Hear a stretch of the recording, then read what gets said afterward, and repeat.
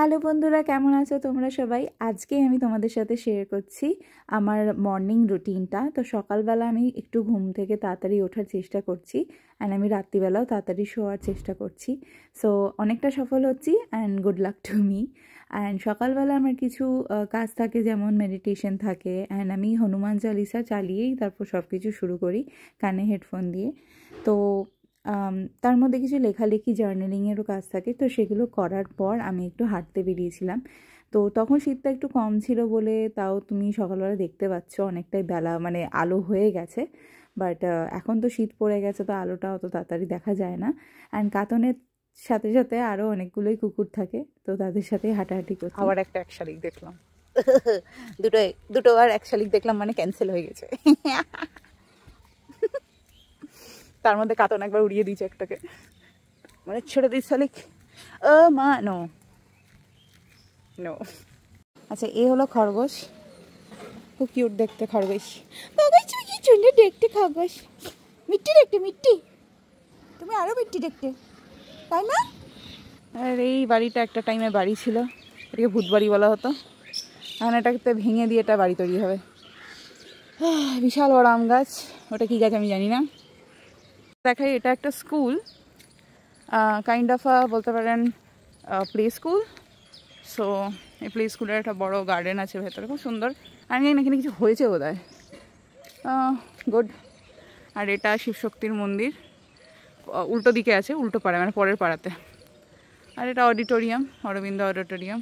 যে আমি সুন্দরী।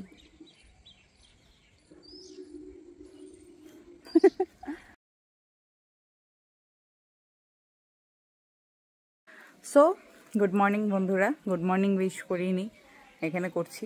জানি না শর্ট ফর্মের ভিডিও তোমাদের খুব বেশি ভালো লাগছে, আশা করছি অনেকে দেখছো, বাট লং ফর্মের ভিডিও পোস্ট করবো কি না এটা অন্য। অ্যান্ড আমি ঘরে ঢুকছি এখন।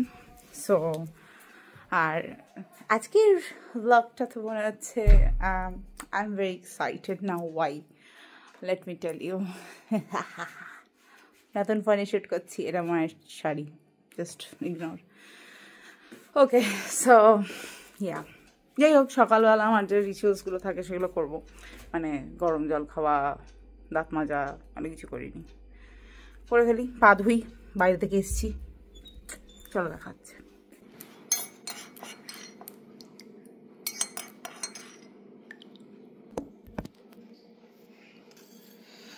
কোমরে ব্যথা। এরপরে আমি চা বানাই, অ্যান্ড চায়ের সাথে আমি একটুখানি গরম জল করে তেল গরম করে মাথায় তেল দিয়েছিলাম। তারপরে একটু 20 মিনিটস মতন ইয়োগা করেছিলাম, যেহেতু কোমরে ব্যথা সেই জন্য বেশি কিছু করতে পারিনি। তারপরে আমি চানা চাট বানিয়েছিলাম ব্রেকফাস্টে নিরামিষভাবে।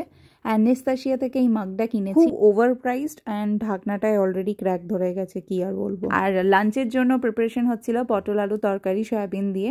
তো জিরে শুকনো লঙ্কা ফোড়ন দিয়ে, তার মধ্যে টমেটো নুন হলুদ দিয়ে কষিয়ে, আদা বাটা জিরে ধনে একটু মিষ্টি দিয়ে আর কাঁচা লঙ্কা বাটা দিয়ে ভালো করে কষিয়ে নিয়ে সিদ্ধ করা সয়াবিনটা কষিয়ে নেবো। তারপরে ভাজা পটল আলুটা মিক্স করে দিয়ে এটাও কষিয়ে নেওয়ার পর গরম জল অ্যাড করব, গরম মশলা অ্যাড করব, গ্রেভি অনুযায়ী তোমার গরম জল অ্যাড করতে পারো। তারপর নামানোর পরে একটুখানি ঘি ছড়িয়ে দিয়েছিলাম। এছাড়া লাউয়ের তরকারিও করা হয়েছিল মুগ ডাল ভাজা দিয়ে, আর লাউয়ের খোসা ভাজা ছিল। তোমাদের আমার মর্নিং রুটিনটা কেমন লাগলো অবশ্যই জানাতে ভুলো না, আর চ্যানেলটাকে সাবস্ক্রাইব অবশ্যই করো। চলো আবার দেখা হচ্ছে, টাটা।